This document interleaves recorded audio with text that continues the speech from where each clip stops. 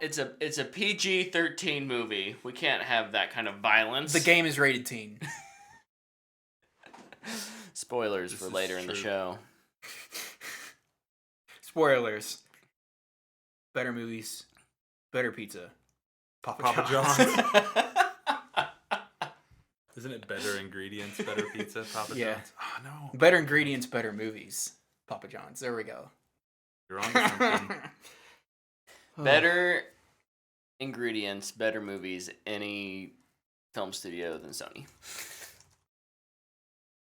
Has Sony made... We won't talk about Sony right now. That's the conversation for later in the episode. Were you going to say, has Sony made a good thing lately? Yeah. Horizon. But like as a movie? Trying to be facetious. Sony's probably made good stuff that they've sold to other distributors. Into the Spider-Verse. Okay. That movie's awesome. They produced the Spider-Man trilogy. Oh, what's up, fanboys and fangirls? Welcome back to another episode of the What the Fanboy Show. I am Brett. To my left is Tyler. What's up? Mr. Sorry, Tyler. I'm looking at Sony movies. I'm Mr. Tyler. That is the beautiful Little Brett Women Eitzen. was pretty good. District 9 is great. The guy looking over my shoulder here is Luke the Duke. Nope. Going back. Nope. Bringing it back. This is all over the place right now. It went backwards. Dude, looking at popular Sony movies, there's not a lot of good here. Dude, guys. the Jump Street movies are good. Mitchell versus the Machines. Jumanji. Sold to Netflix. They're good at animated stuff. Here's the deal. Sony, I think they're at that place where they make Pixels? They make better low budget things than they do big budget things. Brightburn? Okay, well, maybe not all low budget things. I don't know. Sony as a studio is an interesting place with me.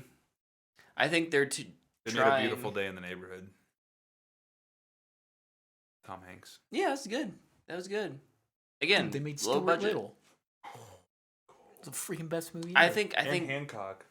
Actually, I think that movie's really underrated. They tend to throw too much money at certain things in order to get it to feel like a Marvel or Star Wars or, big blockbuster thing, and it's either not quite enough money or it's ill spent. But just my 2 cents. Well, I'll take your 2 cents and put it in the piggy bank. Ah, that's good to know that my 2 cents are worth investing or saving. Just into the piggy bank. Okay, we're just saving them. We're not investing them. We have to save them. They're not collecting any money. Okay. Unfortunately. Well, there's probably some parable about that. Probs. There is. I just can't think of it. It's a thing. It is. And that was a long intro. And speaking of things, what did you do this week, Brett? Wow. We're all switching up roles this week. I introduced us. Hold on, let me Tyler's fix something the on the Segway stream. guy. Oh, if the stream goes down, Clickety-clack. it's Enhance. because Luke's trying things. Oh, gosh. Oh, I woke up the dog. Go bed. Yeah, you guys have more to talk about this week than I do, so I'll go ahead and start off She listened to me. put our 2 cents in Bitcoin. It's too late. 2 cents won't give me anything in Dude, Bitcoin Bitcoin anymore. has dipped hard today, though. So if you want to get in, Now's the use your time. 2 cents to get in now. Perfect opportunity. I watched the Peacemaker finale. I also watched the Peacemaker Did you guys finale. do that? I did. And it What a was good amazing. show! It was amazing. Yeah. Fantastic. Just every episode was so solid. Yes. Yeah, there wasn't one episode where you're just like, ugh, that wasn't as good as the rest. Like, every episode, I agree. Just perfectly paced. Nothing felt like filler. It built so good. It Yeah. built on itself really naturally. Yeah. It had a story, like a complete story to tell. It didn't jump around to some random side character for 2 episodes. Or jump to a random main character. Yeah. We all know who the main character of Star Wars is now. We didn't go follow Harley Quinn for 2 episodes, type of thing. That would have been wild. Could have been interesting. But yeah. I really appreciated how like kind of funny jokes that went through the whole thing, like paid off emotionally in the finale. Yeah. Was not expecting that. Just I thought it was a gag through the show, and then it moved me. And I appreciate when filmmakers can do that. Moral of the story: don't dye your beard, or do. Just do it correctly. Yeah. Make sure you fill in those roots. Also, do your face exercises at the right time. Seems like a really inappropriate time to do your face exercises. Did you guys have a favorite character from the show? Vigilante. Outside of Peacemaker? Vigilante, yeah. But Peacemaker was... No, I like Vigilante more. Yeah. But Peacemaker's good too. Dude, there's not a character I don't like. Yeah. Yeah. Same. Yeah. Like, that's the problem. It's hard to answer that. I think I've been really impressed with James Gunn as a writer, seeing him evolve over the last 10 years. From Scooby-Doo to... Underrated. Underrated movie. That movie's awesome. Yeah. I watched that movie a lot as a kid. I mean, I watched it multiple times. I enjoyed it when I was in middle school, high school. I think it's interesting if you go back and watch it, like catching all the like sus things. Oh yeah. Yeah. I mean, he's You're like, oh yeah, this is a PG movie. He's definitely towed that line as much as he could through his entire career. But oh yeah, no, super enjoyable. Season 1, we did get confirmation. Season 2 is happening. It'd be very interesting to see what kind of story they're telling with the implications that they set up at the end of Season 1. Specifically with Amanda Waller and, kind of that idea of the Suicide Squad, and that may be in jeopardy.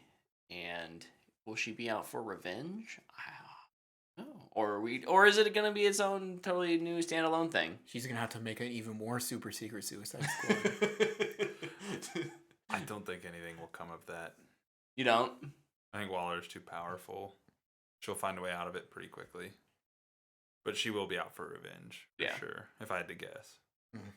Yep. But I don't think, I've seen, the question kind of kicked around, does this kill their Suicide Squad stuff? No. Oh, no. Absolutely not. They're still going to make another Suicide Squad. Yep.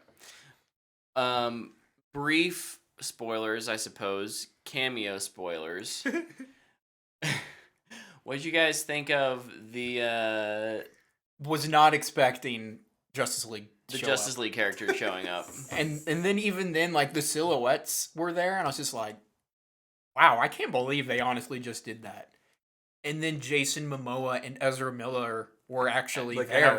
Have lines. Their faces were shown in costume. Actually them. And I was just like, no way. No way they just did that. It was mind-blowing, and I loved it. It was super cool. I just... Because, they say the line at the beginning of the episode, can you call them the Justice League or something? And then you're like, oh, okay, good joke. They have to explain that away. And then, they actually show up, and I was like, wait, what? It was just awesome. It was awesome. And I'm sure we'll talk about it, but the way that all came to be is pretty cool, too. The way it was all filmed and stuff. Oh, I haven't even heard some of that. You want to talk about it? Sure. So, Luke and I kind of talked about it after, I guess, Uncharted. But you guys hung out with me more. Hung out without me. We were walking to my car. Yeah. So DC shot Myrn, the guy who plays Myrn. Mm-hmm. He's in Guardians 3.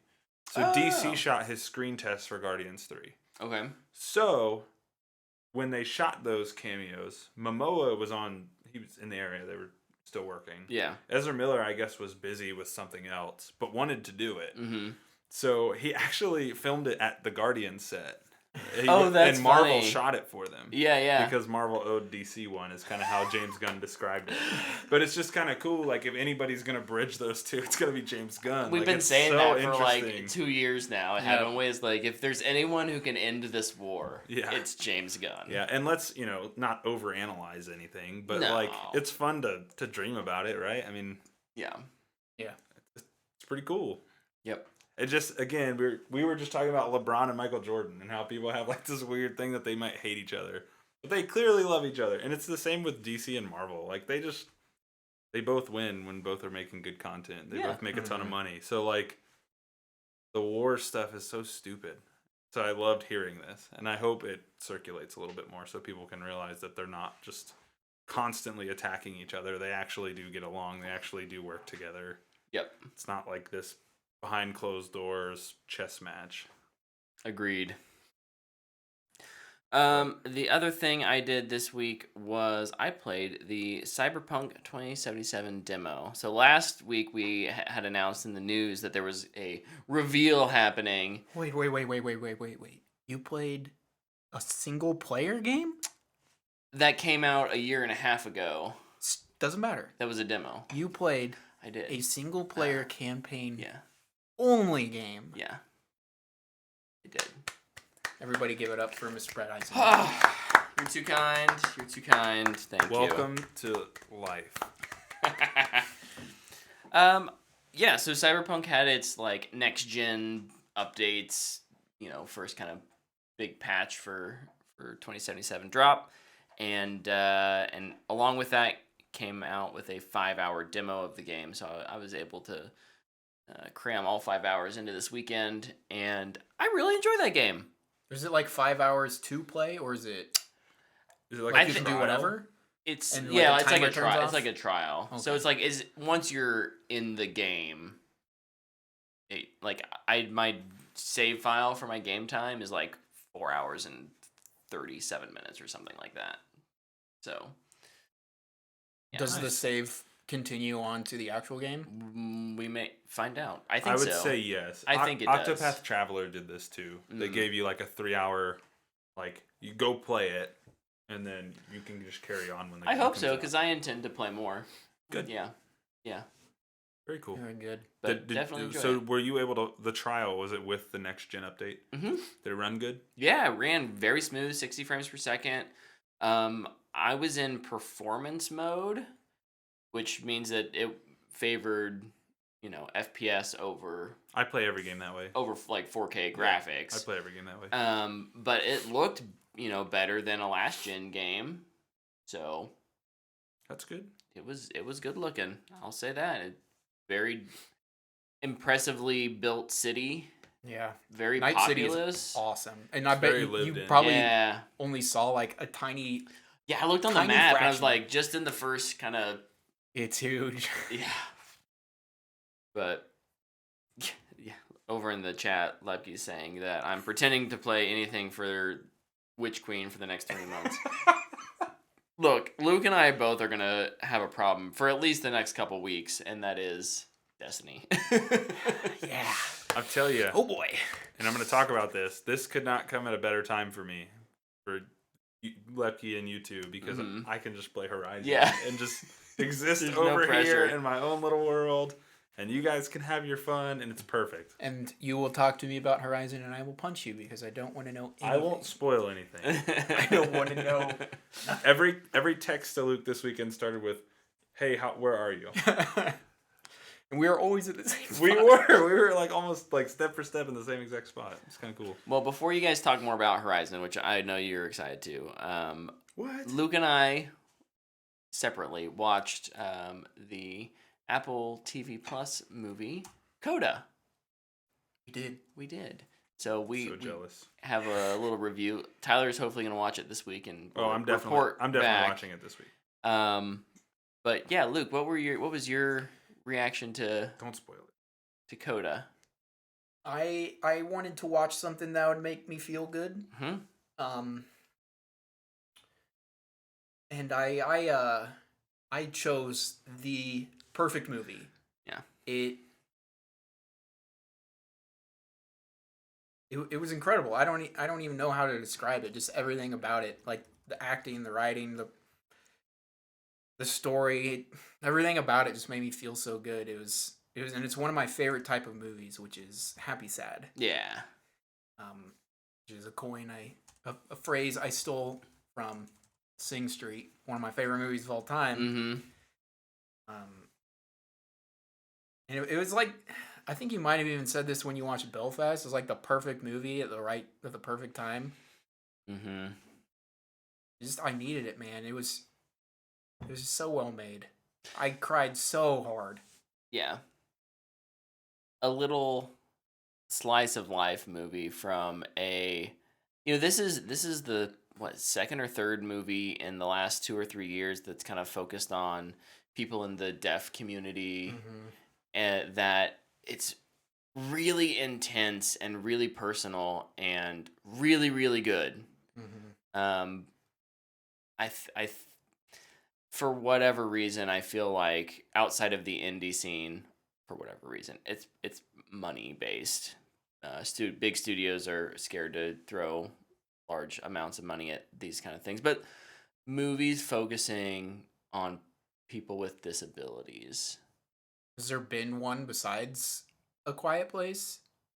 Specifically, even with, I guess, Deafness. Sound of Metal. Sound of Metal was the other one I was thinking but like of. in big. In big. No, like we're getting a little more representation in movies. We'll have characters. I guess there was Makari in Eternals. Eternals. But man, it's so best character in that movie, by the way. Best what? Best character in Eternals was Makari. One of the best. She was great. Character who got no time. She moves so fast. She gets all of her stuff done super fast. But anyway, CODA. But CODA, yeah. So if you're not familiar with this, it's about a girl who is in an all-deaf family, but she's not deaf. And if you don't know, and she's a senior in high school. Yeah, and if you don't know what CODA stands for, it's Children of Deaf Adults. Yeah. And yeah, just kind of they're all going through a bit of a rough time, and how you deal with that as a family. And it's something that, like, for us would probably be like nothing. Yeah. But it's such a major thing in their life. Especially with the things that are going on. And it puts a lot of perspective into that too. It does. Oh man, I can't say. There's something I want to say. I'm afraid it's a little spoilerish. There's 2 spots, I guess kind of 3 spots, where I just wish I could talk about. Because they made me cry so hard, and it's not like, oh, that was sad, a tear went down my face. It's like, no, I was like if somebody would had broken up with me in a relationship, cry. Like, it was heartbreaking. And I wish I could talk about those moments. I'm excited for Tyler to eventually watch it, so talk about those moments. But look, you said Echo. Okay. Oh, and Echo, Hawkeye. yeah, that's right. There Good you call, go. Lucky. Yep. That's right. I had kind of shoved Hawkeye out of my, not intentionally because it's bad. Just I've digested enough other things that it's kind of moved out of my brain. I've been completely tuning you guys out as best as I possibly can. That's fine. Good. To not hear anything. Great performances all around. I think it's shot beautifully. Like most movies that deal with this subject, it does some really cool things with sound. Yeah. That I'll leave it at that. The father was nominated for Best Supporting Actor. Yep. Also, and it's nominated for the movie is nominated for Best Picture and Best Adapted Screenplay. A screenplay. One of the screenplays. Yeah. I think this might be the one I'm rooting for to win. Currently, I know I haven't watched them all yet, but this shot up in my 2021 rankings. Yes, absolutely. It's incredible. It's a booyah from me. I think everybody needs to, if you have Apple TV Plus, watch it as soon as you can. And if you don't have it, rent it, buy it. I don't care. Watch it. I think it's available for rent. So yeah, definitely rent it if you can. I would agree, Luke. Booyah. Yeah. I hope it. I'm ready to watch it again. I like so many of this year's Best Pictures, and I think recency bias will just have me. Whichever one I watch last, I will want to win. But right now, I want CODA to win. So, yeah, fantastic movie. That's how I operate with Tarantino movies. Yeah, whichever Tarantino movie you watch last is your favorite. Between 2 of them, yeah. I love it. All right, Luke, continue with your week. Oh, bring up my notes. I watched as many Olympics as I could. I love the Olympics. I wish more people would watch the Olympics, specifically the Winter Olympics. They warm my heart most of the time. Watching pretty much the all-star game of the world athletes. I love it. Just see different countries come together and watch them all put out these incredible things that I wouldn't even dare to try. What? And they can do it without. Heck, could I even do it without dying? And they're just doing it casually. And if they make a tiny little mistake. They're like, I did that one little thing. And it eats at them, but I pizzaed when I should have French fried. I only did 3 backflips. Shucks.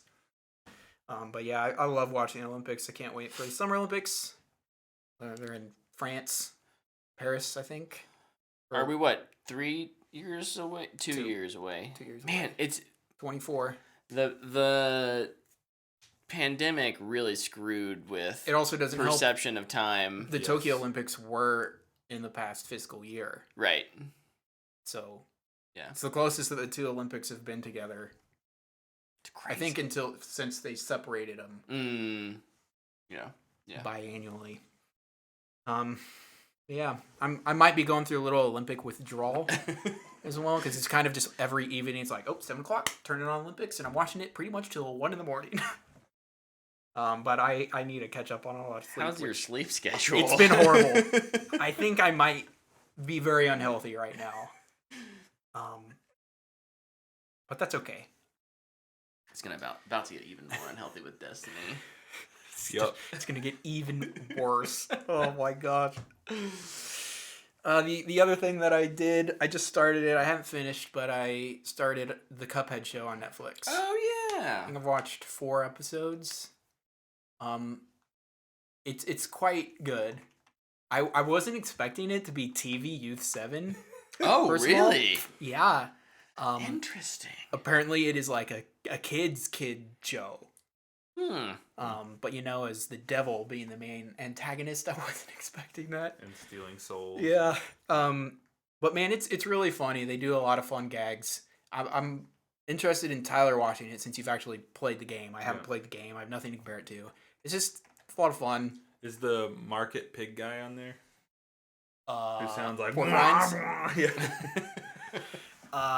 Yes, but he doesn't talk like that. Okay. He They have like a normal voice. he has like a voice actor. I'll have to show you what he sounds like in the game. But yeah, I think I've watched 4 episodes. Nice. And I'm excited to watch that. Episodes are only about 10 to 15 minutes long. They're really short. There's quick little gags. Man, I've been really enjoying it. It'll be a nice thing if I just have Nice change of some pace. time to kill to be like, I'll watch an episode of Cuphead. Last thing I did was play my PS5 a bit. Well, that's where I'll start. Is Horizon, and we can just dive right into that. I'm not gonna give it a rating, even though I probably could. I'm just gonna talk about it. Just give your impressions, yeah. I just want to talk about it. I also, what Luke was alluding to, played Horizon Forbidden West this weekend. A lot more than I expected to. Maybe a little too much. I was lucky enough to take Friday off of work to play, which was nice. This game's awesome, man. Mm-hmm. It's awesome. It's a lot of fun. It feels, and I have to make this disclaimer. I was kind of late to Zero Dawn, so this feels so much better, to play than Zero Dawn did for me. Even though it's not that much different. I don't know. It just feels cleaner, and it may be. This is what I actually think it is. I hated the PlayStation 4 controller with a burning passion. Oh yeah. And the PS5 controller actually feels good to play with. And so I think that's a huge help. But the game is gorgeous. The action is a ton of fun. The new machines are incredible. They overdid it with the machines. Dude, they're insane. Freaking gnarly. They're insane. There's a Triceratops. I Yeah, saw I that thing know. was charging at me. I was like, I think I'm just gonna run. Have you found the hippo yet?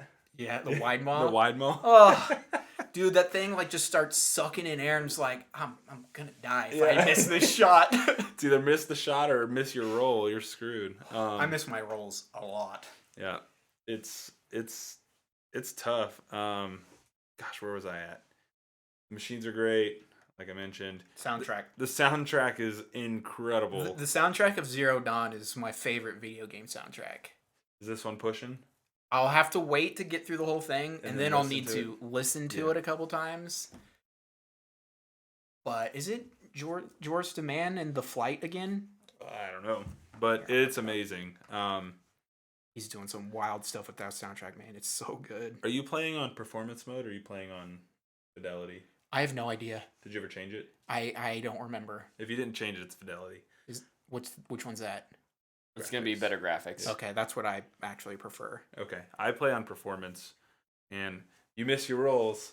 I wonder if it has something to do with that. 'Cause you do I lose want some it to look frames. pretty though. Yeah, I think it I looks wanted- pretty in performance. If I'm playing, if I was playing multiplayer, I'd switch it to Yeah.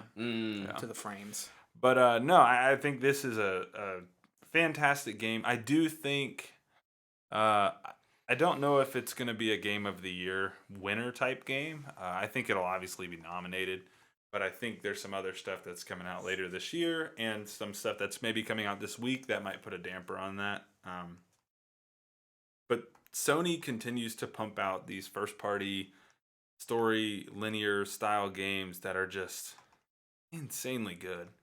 And they review so incredibly well. And, you know, it's a risk for Sony because it's not a game as a service where they're constantly just, you know, getting money constantly. But, like, It's gonna be they're working that direction. And number 3. get ready for Horizon Monster Hunter World coming to Horizon I mean- Infinity.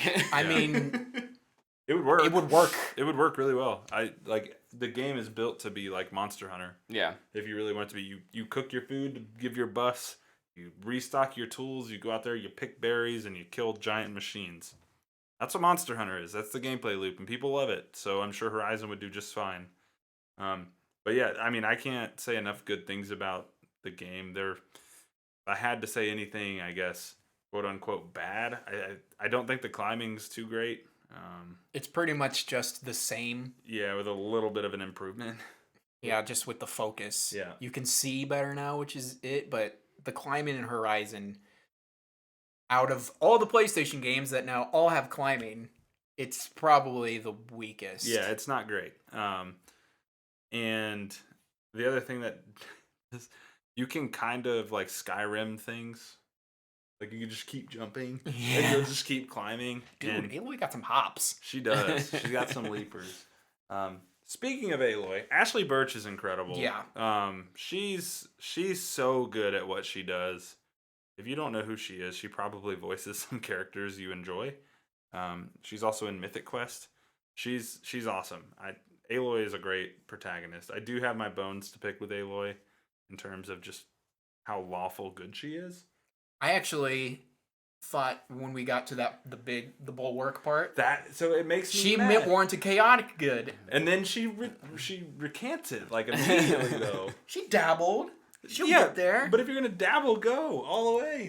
All the way, just go. She like does the thing and then she's like, I should go help them. And it's like, they're gonna hate you. You need them to fight though. Because like you didn't play the first one. No, I didn't. In the first one, the people you help show up at the final battle. Oh, I'm sure that's where this is trending too. Oh. I'm ready to get to the Colrit or whatever. Oh, dude, I'm yeah. so pumped. I'm not gonna see it for like a week though, probably. I'll let you know how awesome it is. No, don't say anything. I'm not gonna tell you what it is. Just text me the coal root sucked no matter what. Dude, the Colrit is trash. But no, it's great. I had a ton of fun with it. I'm sorry I didn't No, leave you're a ton good. for you to say. But I echo everything. It's beautiful. I don't know what they do with game design for Aloy's hair, dude, yeah, but I freaking love the way it looks. I think it's so cool too. Like, It's such a dumb thing to even just like out of all the things that are great about this game, I'm always just looking at her hair going, "That's awesome." yeah. Just flowing in the wind. And that's what I was gonna say. Like wind. Like, Whoever did the physics in the game, I guess. Ghost of Tsushima has wind, and it's a huge part of the game. And this has wind in it too. And like most open world games, I never really think about wind like as a whole. But in this, like you can tell when it's windy because of her hair and how it interacts with the environment. It's kind of crazy. And I guess this is what I was getting at earlier with the climbing, and like sometimes when you get caught up in like a bush or a tree, you can't really see what's going on because it's kind of immersion breaking. But like everything else about the game, it feels really immersive. Like you feel like you're living in it. It's kind of cool. It's super impressive. Story wise, kind of similar to the first game. I was nervous because the story is just a lot, but then I hit the point in the story where it's like, okay, I think I'm really going to enjoy this. Yeah. So far, it's been really good. I think up until a point, it's very much Zero Dawn again. Yeah, you're just kind of like, what are we doing here? Yeah. And then, Revelations and stuff. Yeah. They updated the skill trees, which I think are good. I also just appreciate that when you level up, which you do a lot, you get tons of skill points, so you can just keep unlocking things. Get them from side quests too. Yeah. Like missions just give you stuff. Yeah. Like I feel like I'm like, oh wow, I have 15 skill points I can spend, and I just go in and I just buy a bunch. I don't even really even read them sometimes. So I do like that. Combat wise, while it's still a lot of fun, the fighting, I feel like they made it more complicated. And it was complicated enough. And it takes a lot of mastery, which was a lot of fun. But a problem for me was I went in going, I was great at the first game because I played it like 300 hours. I'm going to go in on normal. And man, I was struggling. And I just had to remind myself that I'm really bad at video games. So like, honestly, for the first like 10 hours, I was really struggling. And things kept just annoying me and bothering me. And I felt like I wasn't having as much fun as I should. Flipped it down a notch. Now it could end up being my game of the year, pending, I still have 100 hours to play on it, whatever. But so just that. Just a reminder, it's okay to play video games on easy. Yeah, and Absolutely. You were still on normal when I talked to you on Saturday, and we were kind of talking about it, and I was like, dude, some review pundits were like, yeah, we dropped it to easy, and still enjoyed it. Like a lot of people have done that. The crazy part is it doesn't make it any less difficult to fight.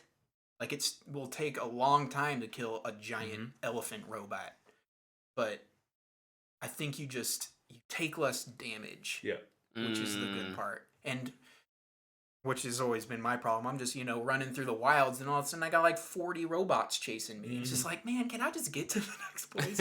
I feel like they're just a lot less aggressive in situations like that. Yeah. You can, if you keep running, like it'll leave you alone. Yeah, they all have little circles. Yeah, that they have to stay in. Yeah. An amazing addition, which I'm guessing they stole from Zelda, but is the Hollow Glider To get off of mountains and stuff.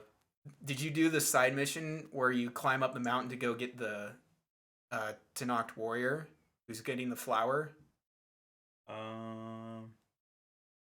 I did a mission. You fight a giant polar bear. No, I've not done that. Giant polar bear robot. No. So you get to the top of that mountain, it's like, well, I should head back to the village. I bet I can get down with my glider. And I probably glided for like a straight minute, just looking at the scenery, and I was just like, this is freaking awesome. Yeah, I didn't do that mission. It's a good one. Sweet. I'll have to do it. You get it from the bulwark area. Oh, okay. Yeah, then I definitely didn't do it. What else was I gonna say? Oh, I did pick that up though. Sorry. So,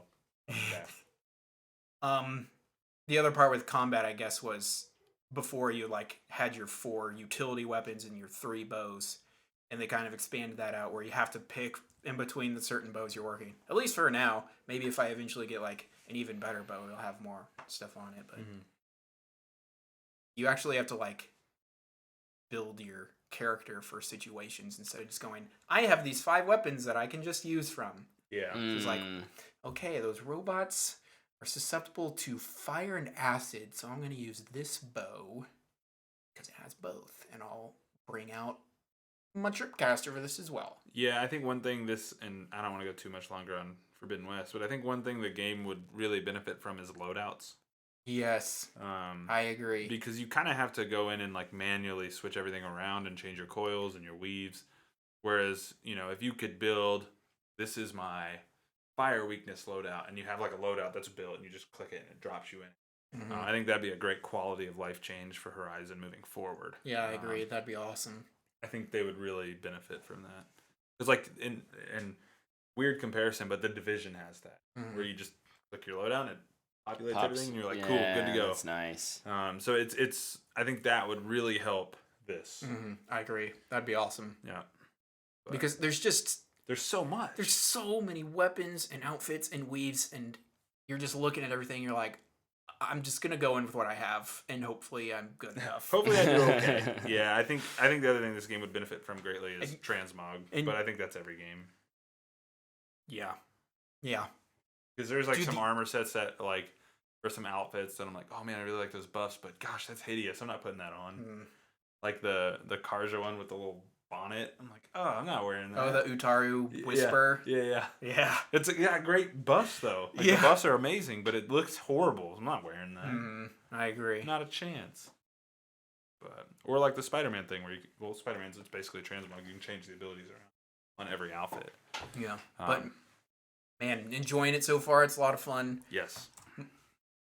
Definitely one of the most beautiful games I've played. The level of detail that they throw into it is it's insane. Yeah. Because you're fighting these giant robots, and it's like you have to shoot this spot. Yeah, the intricacies of the robots are crazy, man.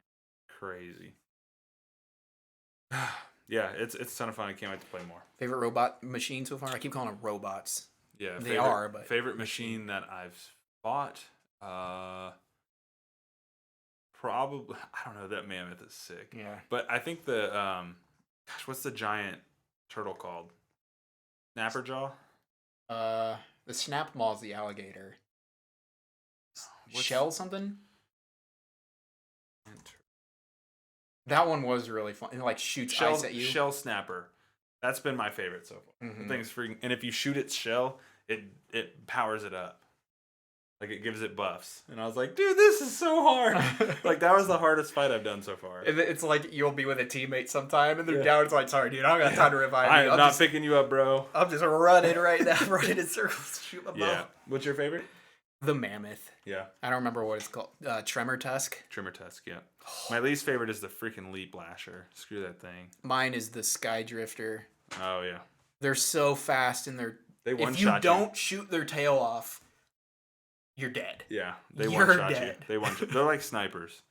But yeah. Can't wait to talk more about it in the future. But a couple other things I did, just real quick. I watched the first episode of Severance on Apple TV. It's Adam Scott, directed by Ben Stiller. Comedy people doing horror/thriller things typically turn out really good, and I think this one's on a good pace. It's super weird. It's a great little mystery that they've kind of spun up. I'm excited to keep watching it. It gives me, if you've ever read the Pines trilogy by Blake Crouch, it gives me some vibes of that. Did they release the whole season? No, just the first 2 episodes. Okay, good. And they're like a true hour long episodes. Okay. They're lengthy, but they don't feel lengthy. It's paced really well. That's good. Nice. Then I wrote a book review that'll be on the website soonish. For Light Years from Home by Mike Chin. Yeah, soonish. Is it the prequel to Buzz Lightyear Pixar movie? No, it's a family drama about this family whose the dad and brother are abducted, and then 15 years later, the brother comes back to Earth, brings the family back together, and over those 15 years they've grown apart, and there's a lot of grief and struggle. But it's a really good book. If that sounds like it's up your alley, okay. It was surprising. It's a lot more family drama than Intergalactic War Story. I will say that. Nice. And then I watched a movie that I wanted to see in theaters. Brett, we wanted to see it really bad in theaters. I don't think either of us saw it in theaters, did we? Which movie? Last Night in Soho. Oh, yeah. No, I didn't get to see it in theaters. I texted Brett about this. That came out last year, right? Yes. I will officially state this is a writing snub for the Oscars. This is one of the tightest movies I think I've watched recently. The writing is incredible. it's not a Best Picture movie. Like when you watch it, you're not like, oh yeah, this should have been there. It's not that, but the writing is so solid and the way everything works. Like, because when you watch the trailer, you're kind of like, what is this? And then you watch the movie and you're like, why does this work as well as it does? Like, how did they do this? And it all comes down to writing. And Edgar Wright did a heck of a job. Technically, this movie's super cool too. Like a lot of the mirror stuff they do. And they set that precedent early on that they're going to use a lot of mirrors. So if mirrors creep you out, just heads up. There's a lot of them. Thomasin McKenzie, incredible. The movie opened and I kind of looked at Dana and I was like, she got this because of Jojo Rabbit. Like, she acts kind of similar at the beginning of the movie, which is kind of cool. Yeah. And then it just spirals so much. Anya Taylor-Joy's good, I thought. And then I don't know his name. Not Matt Smith. Not Matt Smith. Yeah, screw that guy. Oh, the boyfriend. Or love interest. Yeah. I don't know his name either. I don't know if I've seen I liked him a lot, though. But yeah, he's good. He's really good. He's really good. And I gotta say his name because he deserves to have his name said. That's fair. Michael Adjo. As John. He's really good. And I kind of like how he's just like this kind of like rock character that can kind of bring Dwayne The Rock Johnson. Eloise kind of back to reality from time to time. Mm-hmm. Well, and you know what? It's refreshing. Without getting too much into this is anything, an easy movie to spoil. So but like it's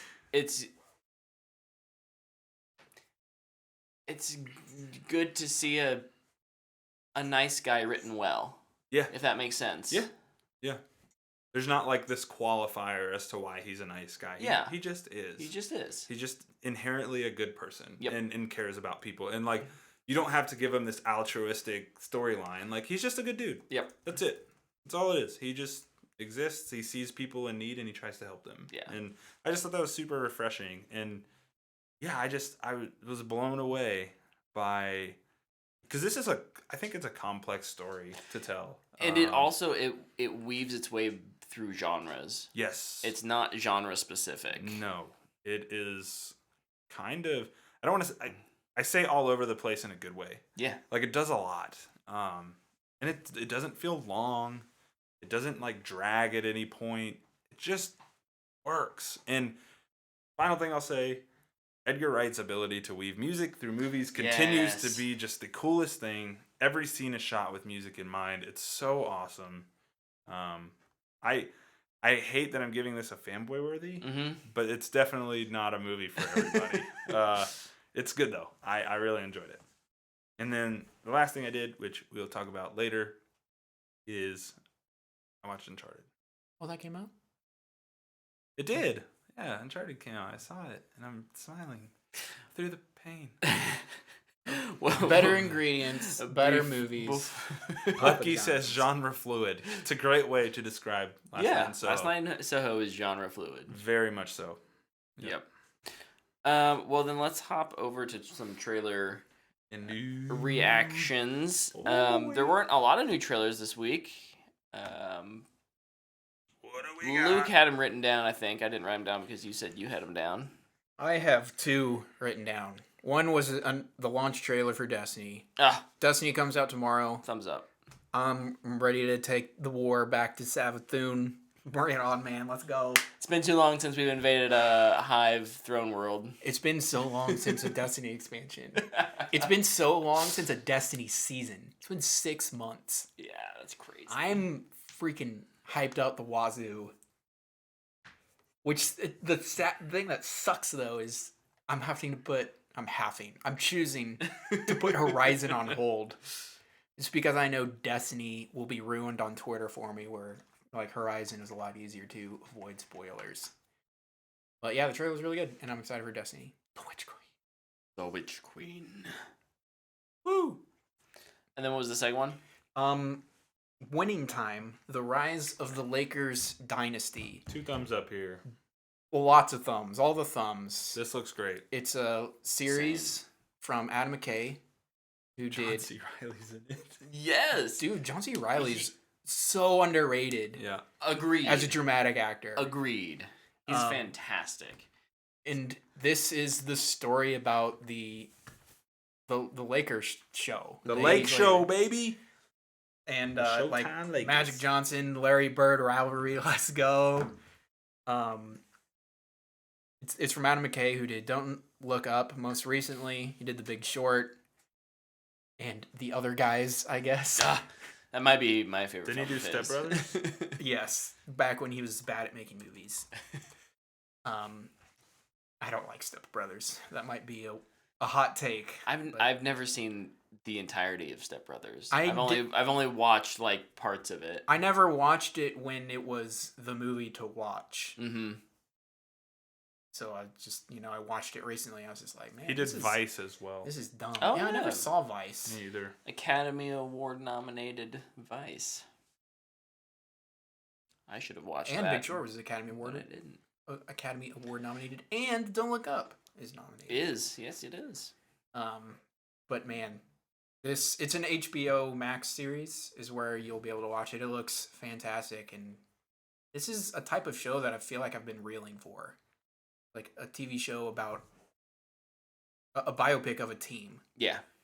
In an organization. I feel like that's a great opportunity, and I hope it's great so we can get even more. Agreed. Bird. Oh, great album. All right. Well, I don't have any other trailers. Tyler, did you have any? I do. All right.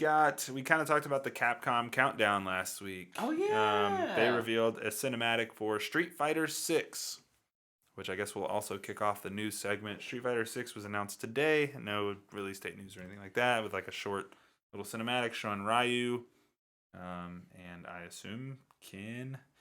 I don't play Street Fighter. The only two fighting games I play Injustice, are Mortal Kombat. Yeah, Injustice and Mortal Kombat. And So Super Smash Bros.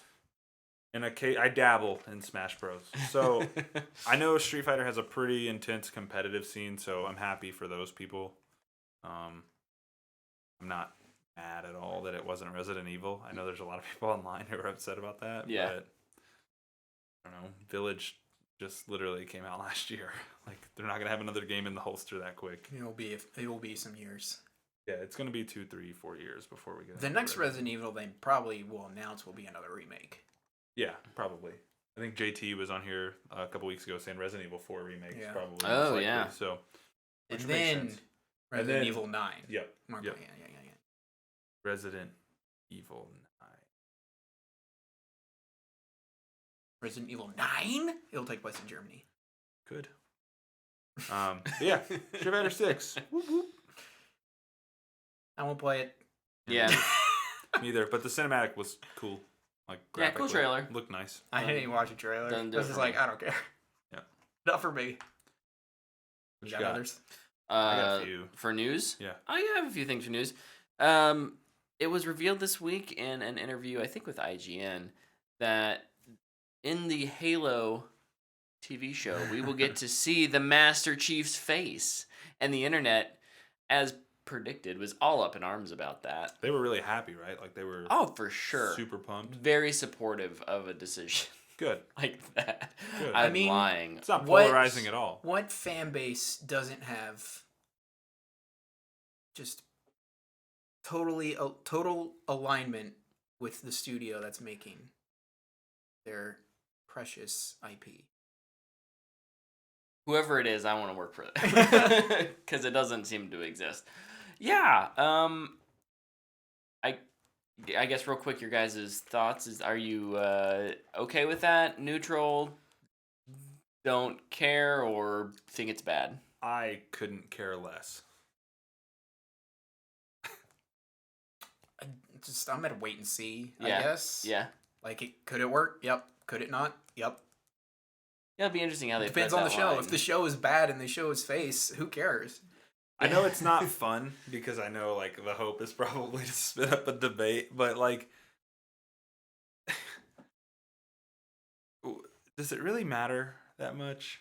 I mean, if the show is good, the Halo faithful will be happy. Mm-hmm. If the show is bad and they show his face like you're saying, then it'll be a problem. I just don't care. Yeah. Like, there's a reason they casted an actor to play him. If you didn't think they weren't going to remove the helmet, then that's on you. Like, they casted a dude that is known as an actor. Yeah.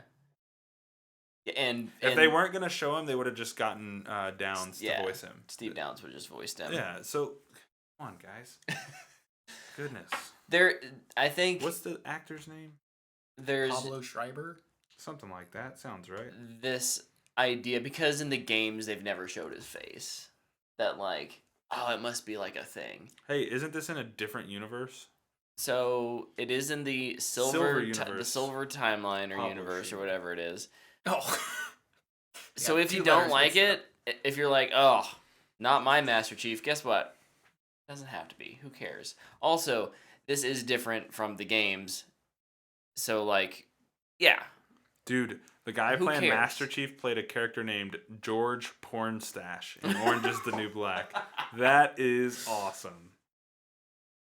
Also, Charlie Murphy is in this, and it's not Charlie Murphy. Charlie Murphy! I am kind of on the end of, I like this decision to show his face. I think it makes sense in the games not to show his face. He's a character of few words because you want the player to kind of inhabit that character. You can have a Nathan Drake, you can have a Kratos, you can have, an Aloy that has a real personality and that really carries the game forward. And Halo's just never been that.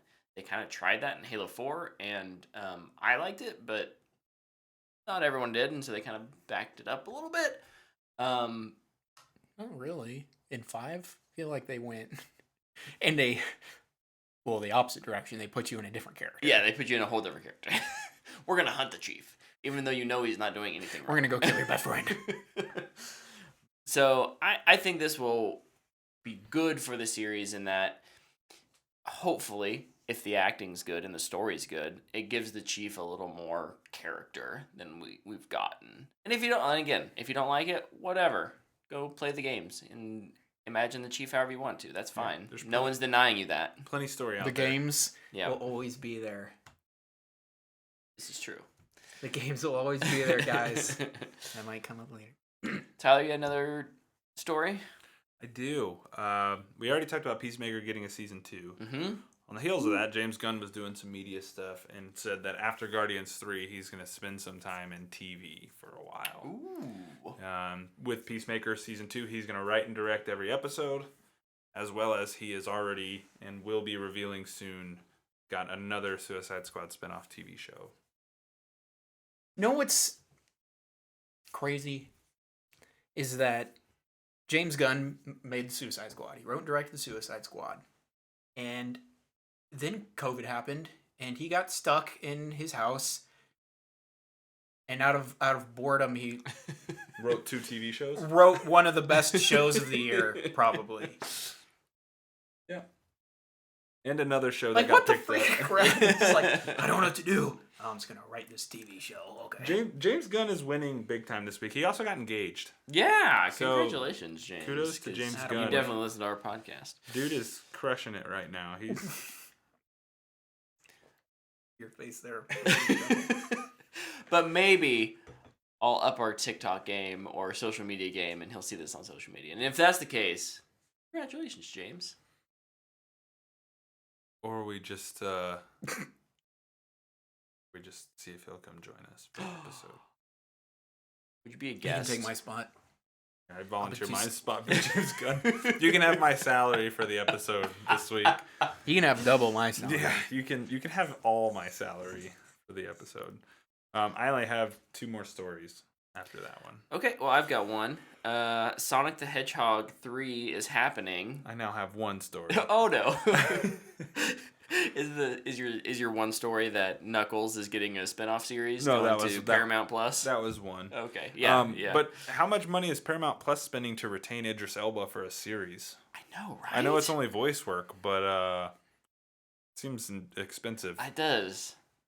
They must be confident in Maybe it. Idris is just passionate about the character and is willing to take a pay cut. Like, dude, Idris has like been sitting at home playing as Knuckles in Sonic Evolution for the last like 7 years, and they like knocked on his door, like, "Hey, bro, you like Sonic?" And he's like, "Yes." He's like, they're not giving me James Bond, so I guess I'll take it.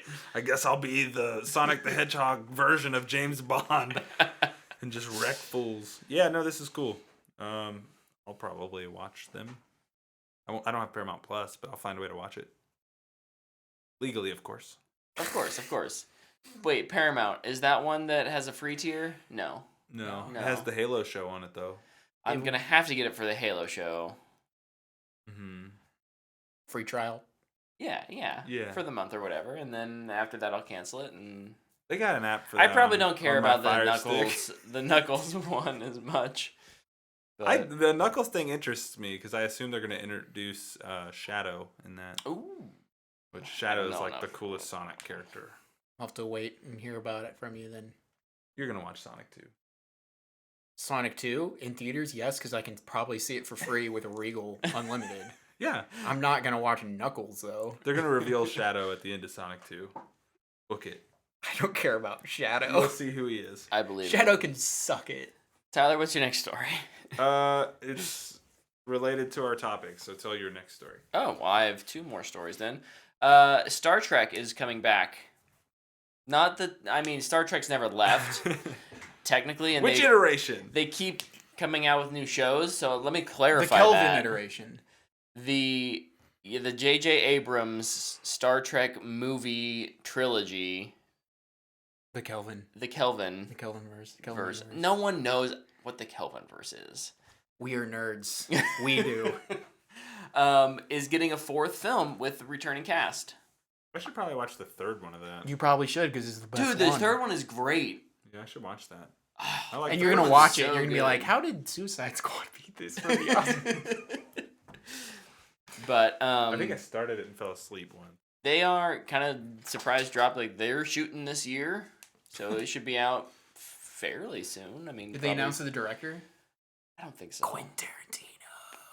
Oh my gosh, I'm so glad it's that actually happening. Dude, that never happened. I would love to see his iteration of Star Trek. That is still like one of the most wild stories I've ever heard. Like, he wanted to write a Star Trek movie. Like, what would that be like? I know. You know what? Curiosity Brett says yes. I'll watch that.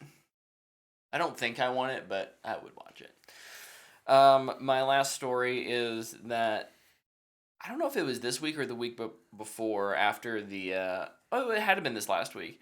After all the outrage that Spider-Man No Way Home didn't get an Oscar nom for Best Picture, the Academy of Motion Picture Sciences did the most intelligent thing they've ever done, and we're like, hey, social media, hashtag Oscar fan favorite.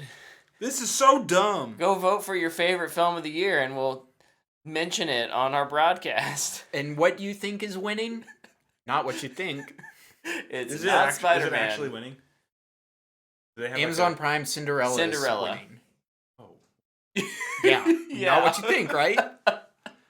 Oh, no. I don't know if that's worse or better than what we talked about today. There's no winner. They're all...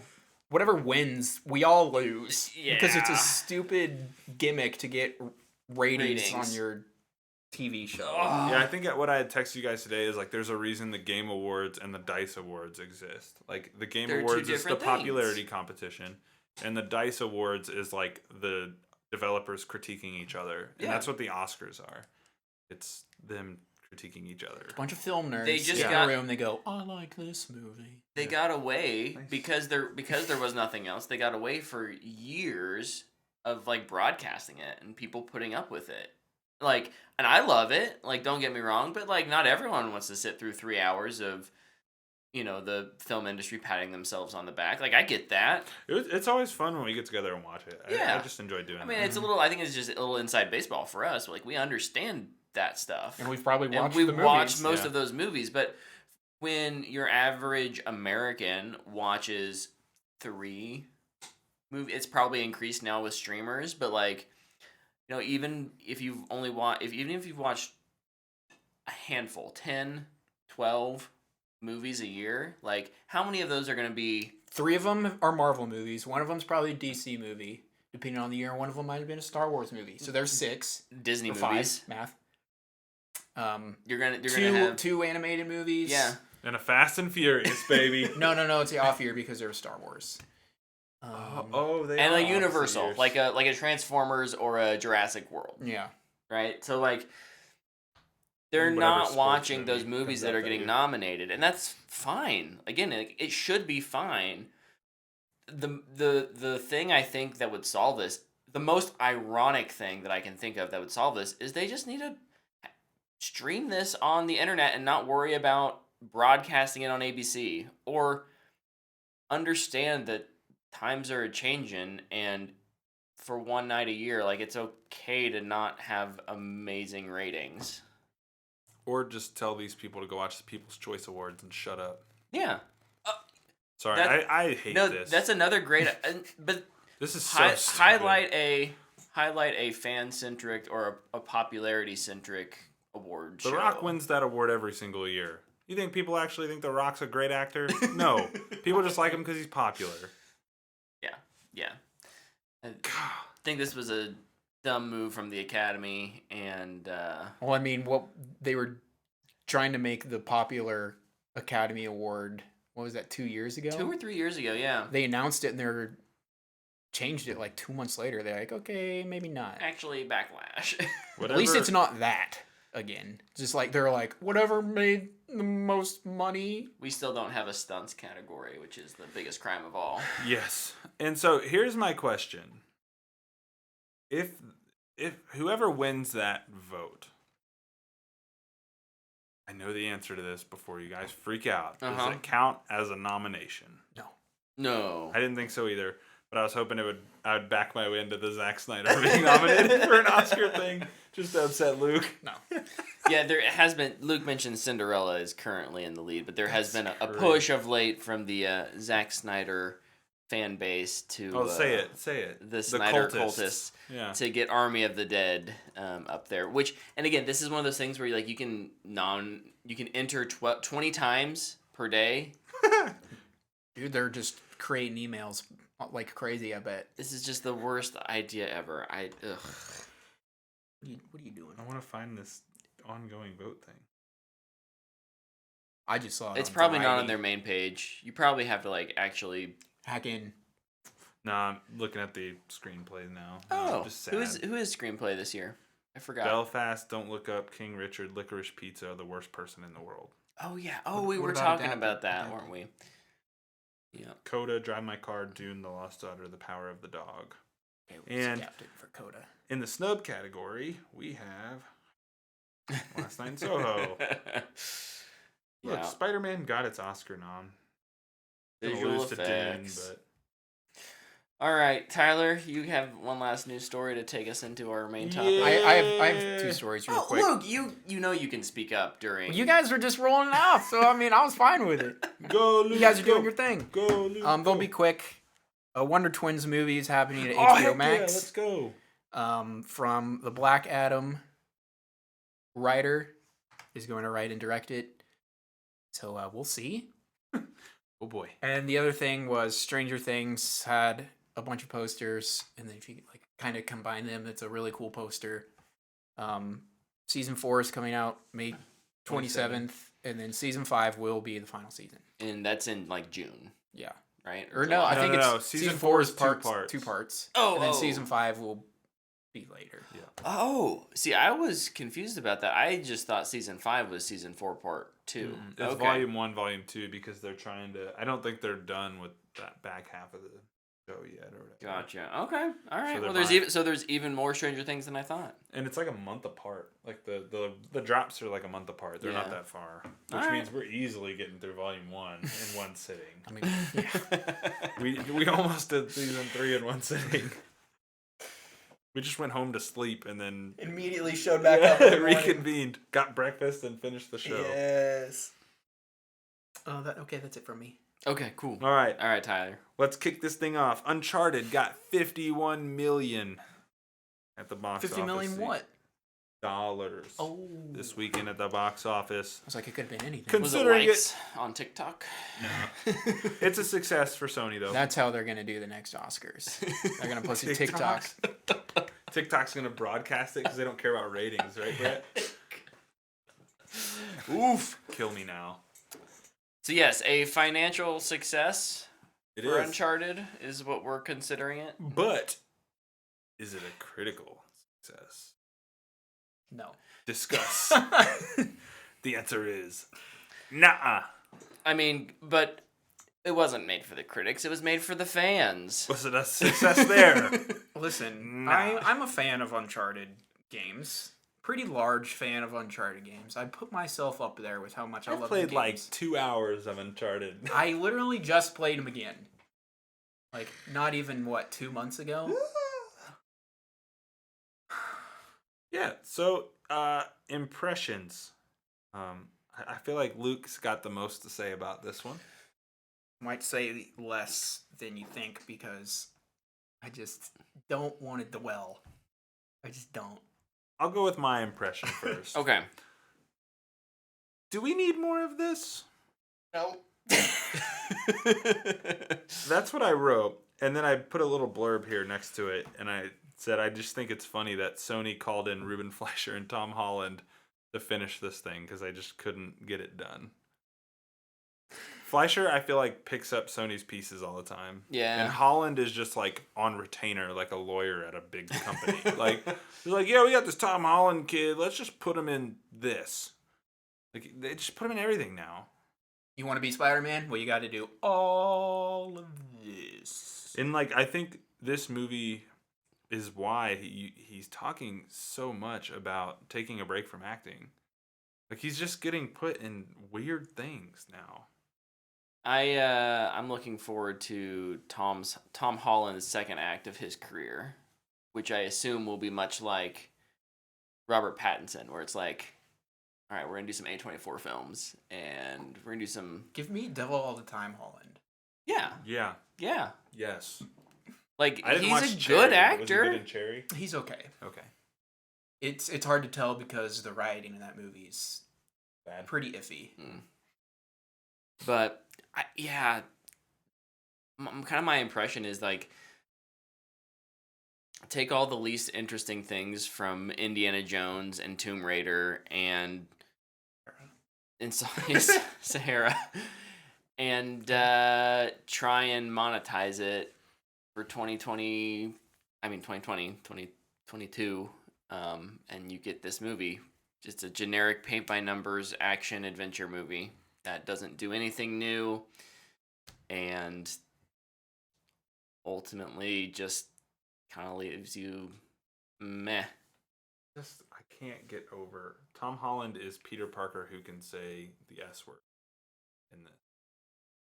No different.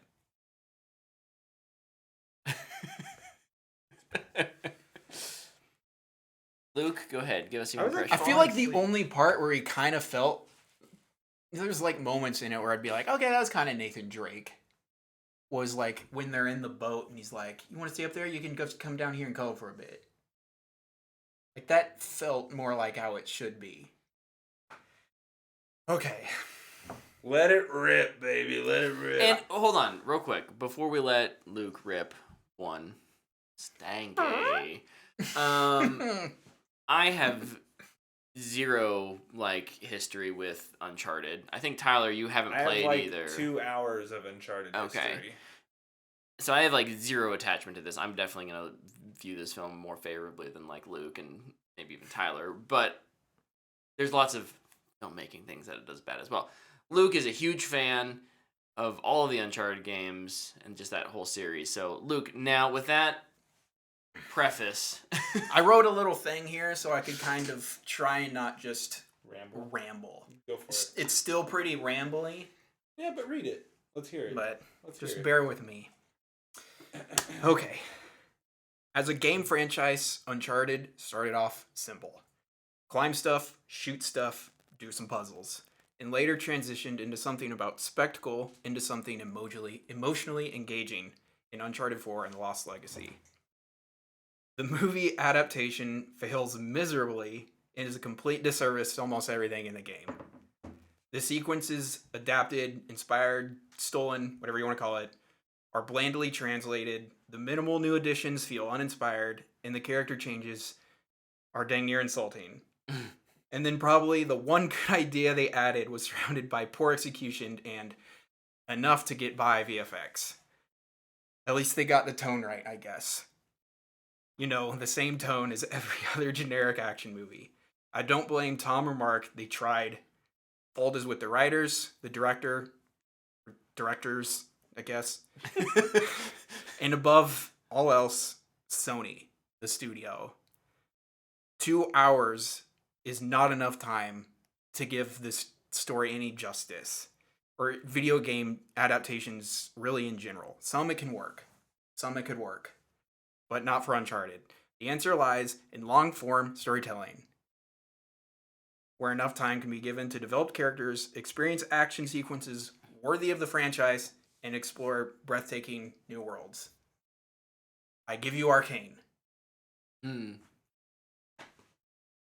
There's your example. Just do what Arcane did, and you can do it in live action. You don't have to go full anime, but Yeah. When shows are cheaper too.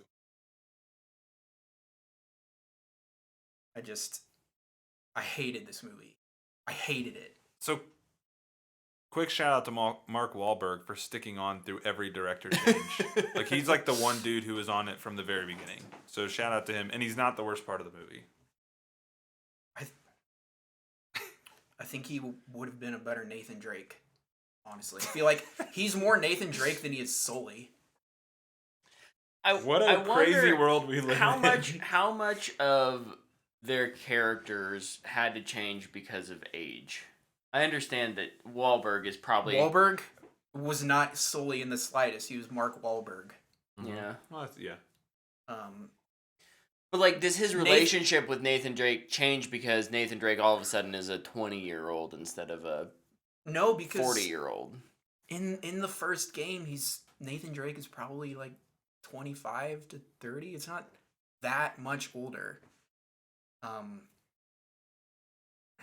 Is Sully even in the first game? Yeah.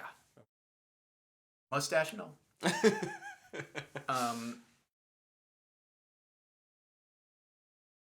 I don't understand where they got a lot of their ideas, and they thought, man, this is good. We'll use this, and this won't work, so we'll do something new.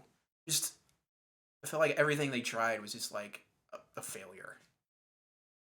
And like literally like 10 seconds into the movie, almost, I was just like, gosh, dang it, this is gonna be so bad. Yeah, I hated it. Well, you may have hated it, and that's A-okay. Over in the chat, first off, what's up, JT? Welcome to the chat. Second, Nick said that it does have a 90% audience score on Rotten Tomatoes. It does have a very high audience score on Rotten Tomatoes. 40% critics. Mm-hmm. Luke, for once, is agreeing with the critics. Welcome. I feel like I agree with the critics a lot. What are you talking about? I don't know. You just always give me a hard time for agreeing with the critics on everything. Yeah, I do, don't I? No, but like there were still things about this movie that I liked. As bad as the writing was, I thought the chemistry between Holland and Wahlberg was fine, passable. It wasn't anything new. That's the problem, though. It's just chemistry between Wahlberg and whoever, because Mark Wahlberg has chemistry with anybody. It's true. Yeah. He had chemistry with a teddy bear. I also think, too... I forgot that movie existed. Brett, like, saying fine or passable in this case is giving the movie a pass. Because if it's anything else like that you have attachment to, that's not enough. Probably. So, I don't know, man. I'm kind of in the same camp as Luke. I didn't feel like there was any chemistry at all between anybody. I felt like the movie felt to me like people showed up to collect a paycheck. Yeah. Like, I don't know. I think I laughed like 2 or 3 times, maybe. There was one part where I laughed just because it's like an inside joke with the games. Which is when Nate lifts up Chloe up. You do that 1,000 times in the Oh. game. You hit E and you go, hey, yeah, you got it. Okay, now lift me up. It's like that was really it. That was probably my favorite part of the movie. Yeah. I did also like Antonio Banderas for the I won't spoil anything. For the amount of time he's in the movie, I thought he was a more interesting. There's kind of multiple villains in this movie. I thought he was a more interesting villain. Not that his backstory was any good, but I thought he as an actor was better than the other individual who was kind of the villain. Yeah, he didn't like stand out as bad to me, which was nice. I just hadn't seen him in anything in so long. It's kind of interesting to see him again. Yeah. I appreciated that, I think someone like Mark Wahlberg or Tom Holland, like, anytime I see them on screen, I see them. And Antonio Banderas, probably just because I haven't seen him in anything recently, he did kind of fade into that role. He wasn't recognizable to me. Just not used to seeing him like short hair. Yeah. Like it's just so different. Yeah, it's interesting too. Like, I think my number one con for this whole movie is the cast. Yeah. And not because of like I do not have the attachment that Luke has. I just don't think they're good. But I guess if anybody was decent, I would say it's Banderas. You don't have to agree with me. No, but I do like thinking about it. Like I like you went to go, I think, grab the sound pad thing, and I looked at Luke and I was like, Luke, I don't know if I have any pros for this movie. Like legitimately, like I just don't. Yeah. So like I'm finding the slight positives in my cons at this point. Well, I kind of have two positives. Yeah, Luke, what are yours?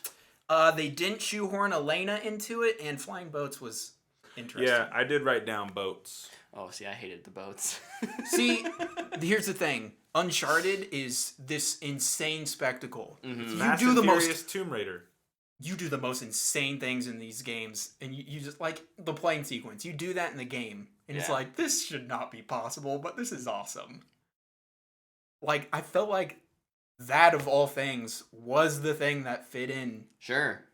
The problem was it was horribly done. Just the idea that I liked, like the CG and everything around it. I kept waiting for a so quick time jarring. Oh, I could picture all of them. You jump on a rope, you're flying through the air. Hold X, like you can see all of them. I kept thinking they were going to do it. Also, no, I won't go into that yet. I don't know if that's a spoiler. So yeah, I wrote down boats for the pro. Boats as a pro. I was boats really and worried. pros. Really worried they were gonna figure out some way to put Elena in there. Like when he's at the bar in the beginning and there's the blonde there, I was like, if she says her name is Elena, I might walk out right now. You'd have left me sitting there and I'd been like, well, see you, Luke. I would have. I'd have to text Dana and be like, hey, Luke. I almost walked out for a different reason though in that scene. Yeah. You were telling me that and I just I can't believe they made that decision. Wow. So there's not a lot to like, what else did for you pros. like, though? No, Banderas? yeah, Chemistry? Chemistry. Those were literally my things because, I have zero attachment to the franchise, so I don't understand that like the big, like you go from a very chill second act of like tomb raiding underneath Spain, Barcelona. And Papa John's. Okay, I thought the Papa John's bit was funny. I liked that. Better ingredients, better movies. Papa John's. That's one of the moments I laughed when Mark Wahlberg's like, I'm literally standing in a Papa John's, and I for whatever reason that was super funny to me. I liked that one. The problem with it though is he's just like he's Mark Wahlberg in that scene. Yeah, I don't picture Sully at all. Mm. Sully's like a cranky grandpa. He's the old man yelling at the cloud. He was the first person that I ever heard use the phrase, I'm sweating like a whore in church. Wait, do you hear more people use that phrase? Just like I don't hear people say it that much in real life, but you would hear it in movies or TV shows. That was the first place I heard it, and I was Gotcha. wait, what? Yeah, Sully's like old and gray in the games, isn't he? Yeah. Yeah.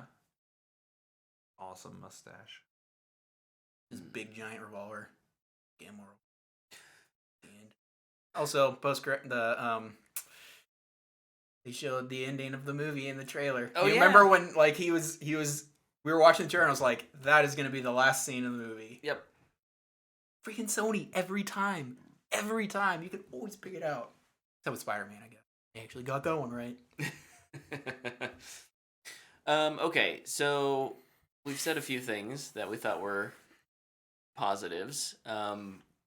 We could rattle off a list of everything else that we think is negative, but kind of what are your biggest offenders for negative? This is what I have written bullet down points? under negatives. Writing, directing, casting, editing, action, CGI, soundtrack. I just have casting, editing, and boring. Pretty much I'm like everything that goes into a movie. Yeah, so pacing and editing for me are the two biggest outliers and things that I think are a problem. Obviously, we talked a little bit about script. I would agree. I think writing could have been better. I don't know what they were going for in terms of keeping it true to the games. So I tend to give a little more leeway on that and like, okay, like if they're trying to do what they're doing in the games, then that's what I fine, think is so funny is that for this movie's story, the biggest influence in the story for the plot is Uncharted 4, which ironically is the best written of the games. I find that so ironic. But the biggest, I think, yeah, those are all there, but more specifically, the biggest negative I have, something that I'm going to call the prequel protagonist problem. And lots of movies do it, and it's when you're a prequel, I know where you end up, and your life is constantly in danger. And it's like, is he gonna make it out alive? Yeah. Yeah, he is. It's like... How excited are you for Kenobi this year?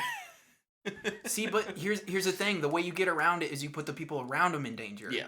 It's up to them to save the other characters. Yeah. So, like, when there's the scene where him and Chloe are about to drown, was I worried? No. I know he's, like, the main character, too, but I know how all of these characters end up. I know exactly where they're going to be. So I just sat there and waited for Mark Wahlberg to turn the key. Yeah. Like, okay. Whatever. There's just no tension whatsoever in that. And it's just a problem that prequels have in general. Even like with, like you talked about Kenobi, but even with Star Wars. Like there's the scene in Attack of the Clones where they're in the giant factory and they're like trying not to get smushed. And it's just like, are they going to get smushed? Do you think Anakin Skywalker is going to make it out of here alive? Oh, I have no idea. It's just a problem that irritates me. Fair enough. Fair enough. And they do that multiple times with Nathan Drake in this movie. Yeah. Specifically to like at the very end. Yeah. And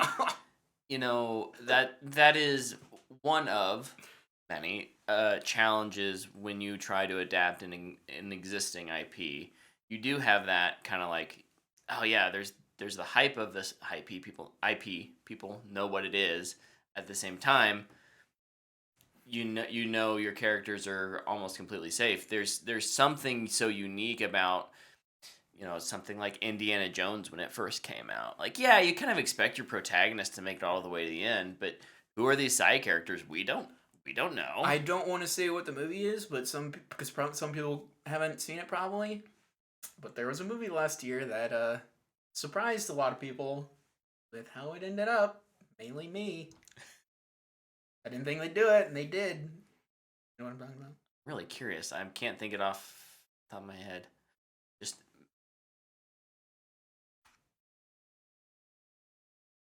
Does that help? nope. I'm a big idiot. What? Oh. Oh. Okay, that was probably an awkward part to listen to. Yeah. Everybody back at home going, what are they I think though, Luke, the point you bring up, and Brett, what you're saying about it's hard to adapt IPs like this. I think this is why IPs like, and shoot me now, Bang! but Gotcha. this is why I think The Division will work. Oh. This is why I think Destiny will work. Mm-hmm. Because there's not and it's like you're not here to, like Nathan Drake is such an iconic character. There's rules and things that people want to see in their version of Nathan Drake. Yeah. Destiny, like we all created our own character. They can do whatever they want. The Division, we all created our own character. They can do whatever they want. They can tell whatever the story they want as long as it abides by the rules of the greater universe, right? So like those IPs are the ones you adapt. Yeah.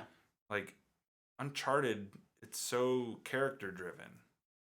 Like Tomb Raider. It's a really interesting place for Sony to be in, Yeah. with them trying to push more TV and movie out of their gaming IPs when that is what they focus on. They even It's made like, their own Marvel logo. Yeah. Pretty cool, actually. Yeah, That was my favorite part of the movie. Neat. I thought it was pretty neat. Crisp and clean, shiny. I Had like it. Aloy in it. That's kind of cool. Had Clank too, which is pretty cool. Oh, yeah, you did just replay that. Didn't And you? Astro. Just play that. Astro's in it. The Astrobot. Oh, I haven't played that. You got. I mean, how much longer do we really need to talk about Uncharted? It's a straight to streaming for me. I won't give it a dumpster fire because I do think this will find an audience, but it's not for me. I wouldn't spend money to see it. I spent $3. I think we'll find an audience, but I think it's a dumpster fire. I think it's just horribly made. I get a straight stream. And I like there even might be some Uncharted fans that'll please, but I feel like a majority will be like, "What is this?" Especially, are we doing spoilers? I do have my returning segment that I would like to get to, Okay. which might include Well, here, some let's give our spoilers. let's you said dumpster fire. I'll say straight to streaming. I think this shows a slightly bigger budget than, something like, or a more well used budget than something like Red Notice. But so it's slightly more entertaining. But at the end of the day, I wouldn't recommend people go to the movies to see this. Wait till it's on a streaming service. Sony's streaming service. Yeah.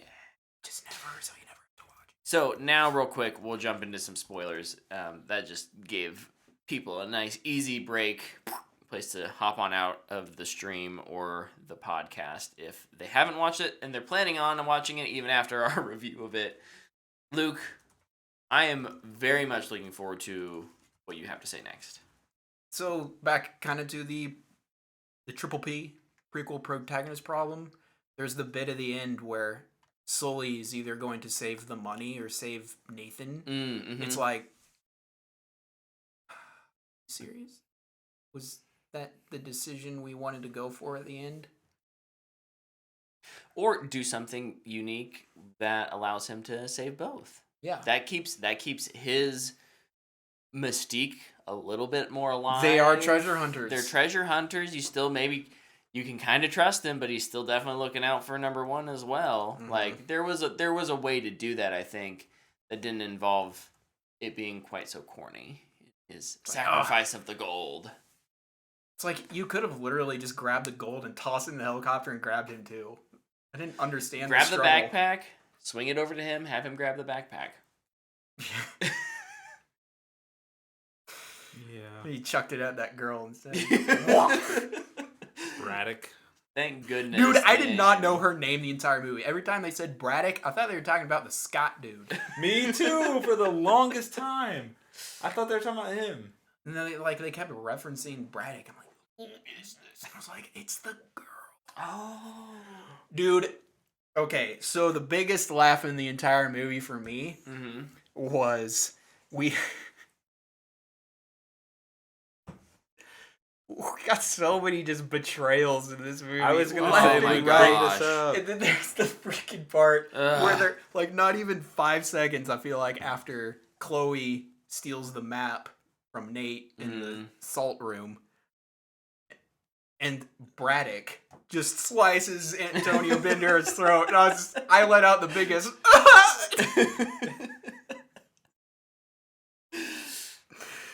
I was just like, oh my god, it's never gonna end. It didn't. There was still more. There was more. There was another double cross of the triple cross. It's the Key and Peele Activate blueberry pie. Yeah, the blueberry pie one. It was that scene My over and sniper's over got an again. eye on your sniper. Oh, You're just a gun. That's BS. That marriage is rock solid.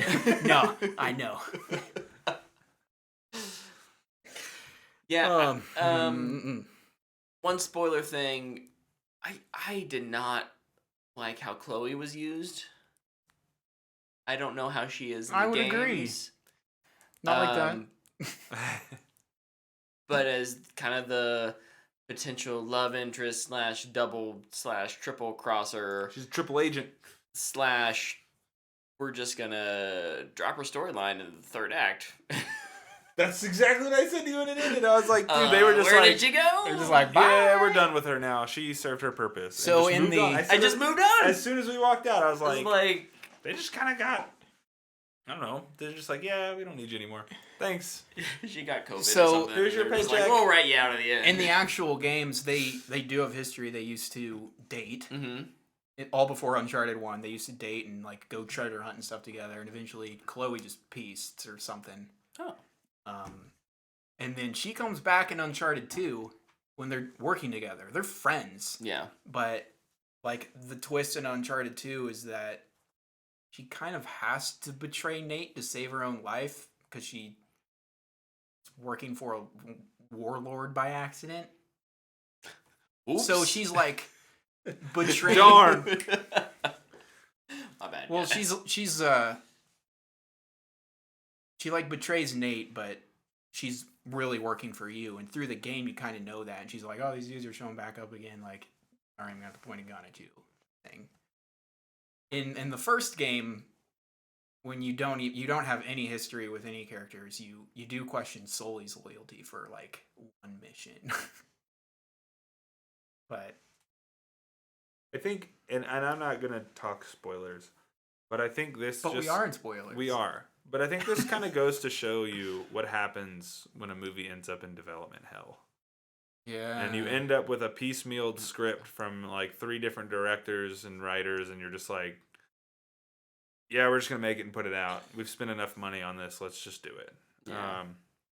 Because all in all, this movie only cost $120 million. That's crazy. After all the turmoil it went through. So, could it have been better? Absolutely. Do I think a sequel will be better? Yeah, I do. I do think a sequel will be a lot better because they're going to hear this feedback. And you can't really get much worse. Yeah, I Say think that. Say that. once you have kind of the stake in the ground, you at least know where to start, Yeah. right? Yeah. Yeah, I mean, they have a... So, Look, I saw a thing today, and it said constructive criticism isn't always a bad thing. And it showed the picture of Sonic from the first Sonic trailer and the second picture of Sonic from the movie. mm-hmm. The problem is it made a bunch of money and Right. fans love it. Yeah. So will they listen? I don't Money know. talks. And You apparently they did a great job. Yeah. You have to think Tom Holland is like, what? Somebody said what? So I hope Amy Hennig is sitting in her office going, good grief, what did they do to my poor guy? Right. And Neil Druckmann was an EP on this too. Oh, I'm glad he at least got paid. Yeah. Hey, Gemma? I think that's important to remember that just because your favorite creative person is, I mean, it's the same thing with like Last of Us. Mm-hmm. Just because your person who created the thing is attached and is a producer is not a guarantee of quality. I trust the writers a bit more on Last of Us, though. No, for sure. Plus, I think, isn't Druckmann helping write it, too? Yeah. He's actually directing. He the may be episode. directing some of it, yeah. Yeah. Okay. But yeah, no, Mason. Am I nervous? Yes. Mason's Yes. good though. Yeah, Mason will write a good show. He'll write an yeah. Don't jinx it. So here's the deal, Luke. I don't know how like faithful of an adaptation it's gonna be, but I think it's gonna be a good show driven by good characters. Honestly, the thing that gives me the most faith about it is that it is going to be a TV show. Yeah. And The Last of Us is very emotional, and you need the character development to happen. For sure. I definitely think Druckmann's hands are more in that than they were Uncharted. Luke, did you kind of already go through your BS moments? My or BS moments? Is it time? I think it's time. The segment is back. BS moments stands for Big Sigh, obviously. We're not animals here. Baby. So I'm just going to kind of go through these. Might have kind of mentioned them all, but I'm just going to go down my list. Mark Wahlberg. No mustache, but he's got a cat in Tinder. I hated that joke. Puzzles included turning a key left. They're really reaching there. That was a tough one to solve. They met for the... Sorry, on the turning the key left. Also, Sully doesn't move offline after it shoots at him. Yeah. That really bothered me. It's like, I'm just gonna stand here and hide behind this backpack because that'll work. That's another big sigh moment. Sorry. Yeah. Carry on. I apologize. Tyler's Nate big and sigh. Sully first meeting was in a bar. Cool. He just wanted to hire him because he had history with his brother. Cool. No, it was terrible. That was where I almost walked out. Nate just already has the ring. The ring is how he meets Sully when he tries to steal it. Drove me crazy. I already kind of talked about the betrayals, but the amount of them just felt egregious. Over the top. Papa John's. I mentioned when we were watching the movies, is like, it's either this or the Krispy Kreme from Power Rangers that take the cake for product placement for me. Not Olive Garden inside. Oh, that's up there too. Okay. The body count in this movie was less than the first mission of the entire Uncharted series. It I is think literally you a shoot, joke like, with the 50 Uncharted people series. in the first 10 minutes. You murder maybe 2,000 people in the entire series. Gotta make this movie family friendly. I raise again. The games are rated T for teen. I just, man. I think Just parents shoot a gun, know dude. when they're like, we're gonna buy this and it has a gun on the cover, like they expect that, and Just put it in his holster, dude. Like, oh my gosh, I just it took him so long to even. He snaps necks in the game. You walk up to people, you just go, and this one, he's like, sorry, I didn't mean it. It's like, no, dude, you meant to do it. You're a cold-blooded killer. Yeah, also he doesn't get the holster till the end. And then he never even hits a shot with his gun. I guess maybe that was a reference to the bad shooting mechanics in Uncharted 1. oh, We're just super meta. We're just reaching. Oh, the game is just so old that it sucks now. That was my next thing. Where are the guns at, though? You use an RPG in the game. You walk around with an RPG and blow up helicopters and tanks and all this nonsense. It's literally insanity. He shot a helicopter with a cannonball. Cannon. Yeah, they stole that from Sahara. Oh, good, a workout montage. Why's he got his shirt off so much? Oh, so he can use the ship as a 5-foot ladder. What a great reference to the fact that you climb all the time in these games. Oh my gosh. In a franchise that has you climb mountains and avoid death traps, this movie has him swim under some rocks to find the treasure. Literally drives a boat over some rocks, swims underneath it, and goes, treasure. This is right there. Also, apparently, $5 billion in treasure is a motorboat to drive away from a vacation resort. Cool. It's very Uncharted. Literally, 60% of this movie takes place in Barcelona and not under the church part. They're, in places just talking. It's like, where are the puzzles? Where are the traps? Where's the actual Unchartedness things that you do? Why is no one looking for the cross after they steal it? How has this room not been discovered by utility people who have to update the infrastructure of Papa John's? Right. I just I did not understand the they steal the cross and then nothing. Also, Not a single Yeah. police chase, nothing. They're just like, yeah, that's it, and he's got it. also Sam Drake did all the work for Nathan in this game. Movie, yeah, sorry. all he had to do the entire time was just look at the postcard, and maybe that would be a cute reference in any other movie, but like Nathan Drake is supposed to be really good at this stuff. Even as a kid, like in the game, when you steal the ring, you're like, I freaking know everything about Sir Francis Drake because, mom's passion project and all that stuff. But he felt like he played a lot of trivia crack, so he knew all these weird history facts. I used to love that game. But he didn't know anything about like treasure hunting or anything. It's like this is something he should have been doing his whole life. Yeah, they name dropped Francis Drake once. Yeah. At the very beginning when his brother's just like, and here's the ring we just happen to have.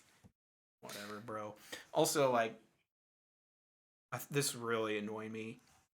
In Uncharted 4, you watch your brother die.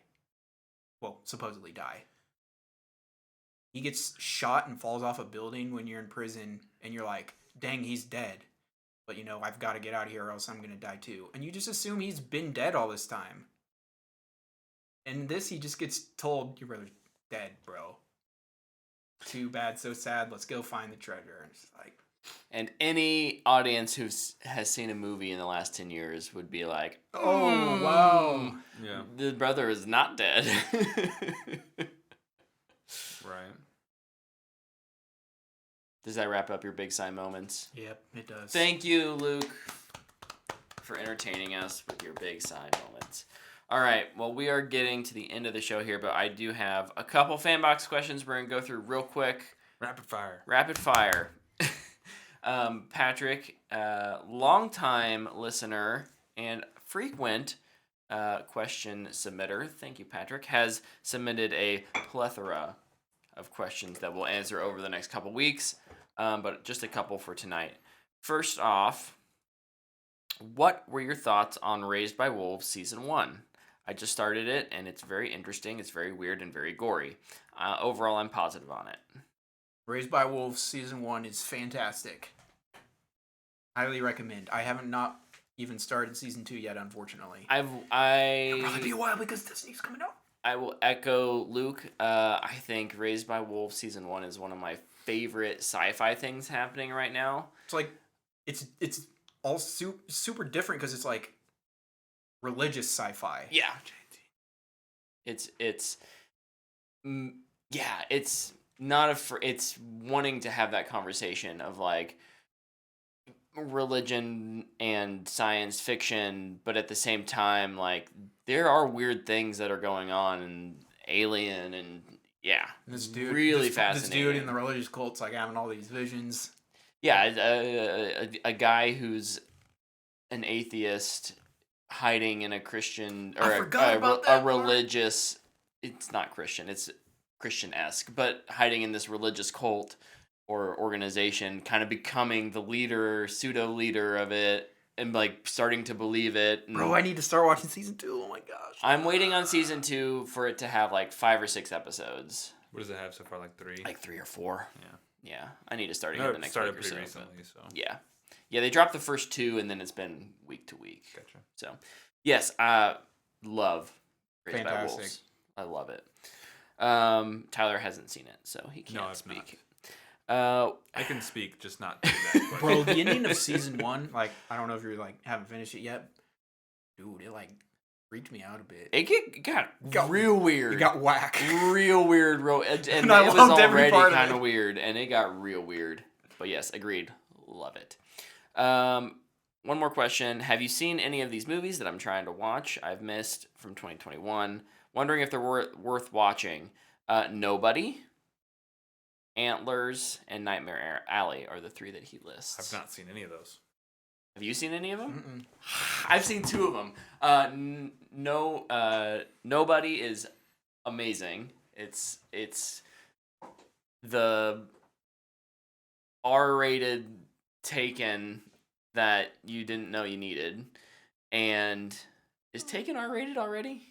No, it's PG-13. Okay, yeah, it's the R-rated Taken. It's like And a better actor in Bob Odenkirk than Liam Neeson. Yes. Old man John Wick. It's great. I love it. No, I don't even know. He may be younger than Keanu Reeves. I don't know, but he plays. Keanu Reeves is ageless, though. That's a good point. The other one I will absolutely recommend is Nightmare Alley. Phenomenal. It's one of my favorites of the year. I have not watched Antlers. I did see that that's on HBO Max now, I think. So it is on my list of ones I want to watch, but I'm pretty slow to get around to horror things generally. I'm typically the fast one on horror. Yeah. I'm the slowest. So I've not seen Antlers, but I did see it was added to HBO Max. I put it on my list swiftly. Yeah, it's very good. I watched the trailer for it, and I was like, I don't know if I'll be able to handle this. Odenkirk is 2 years older than Keanu. Okay, yeah, so see. They should make a movie together. John Wick. John Wick and Nobody together. That could be fun. Dude, he's so good in that movie. Odenkirk? Yeah, Odenkirk's great in Nobody. Dude, I want to watch Sahara now. Thank you, Patrick, for those questions. We will answer a few more next week. And if you're not Patrick and you want to submit some questions for us, please feel free to. You can hit us up on Twitter or Instagram. You can email us at whatthefanboy.com or whatthefanboy@gmail.com. There it is. Like it. That link's over at whatthefanboy.com, or you can just submit a comment through. Or you can just go outside and yell it at us. I don't care. We'll get it. We'll get it. Yeah. Tie it to a carrier pigeon's leg and write it on a parchment. Tie it to the carrier pigeon. Send it off. But don't try to catch a raccoon. No, don't do that. Thank you everyone for watching. We record these, live stream these, and record them Monday nights, 8 p.m. Central Time, over at twitch.tv/whatthefanboy. You can watch the show in its entirety over on YouTube a couple days after the live stream. And of course, you can always listen to it via podcast on Apple Podcasts, Google Podcasts, Spotify, wherever you get your podcasts at. Spotify hasn't given us $100 million yet, but we're working our way there. We right? just gotta spread misinformation. Ooh. Uncharted is a good movie. There you go. We don't go that far. I have an It's too far. announcement. And Tyler has got an announcement. Guys, it's for us. Hold on, I gotta put Tyler's announcement into my... It's not that serious. Oh. We get to see the Batman in 8 days. Oh my gosh, should we do... Okay. Should we record Wednesday Should next we week? record a bonus episode? I'll have to check my schedule. I can do it right now. I'm not that busy. I typically watch the kiddo Wednesday nights while Dana has small group, but Bring him on the show! have Bryn Actually, just sit here don't. and I don't yell. want to sit next to a kid. Bryn can hang out by me. She's really sweet. You guys can just switch spots for one night. She would just sit here and yell. Yeah, I'm super hyped for Batman. The Yeah, Batman. me too. And we may do an impromptu extra show, or we may just do a little thing on our phones in the parking lot of the Warren. It might be an emergency pod. Is it just going to be this again, like for Aquaman? What do you think of Aquaman? Absolutely. I love it. All right. Until next week, thank you all for watching, listening, and we'll see you.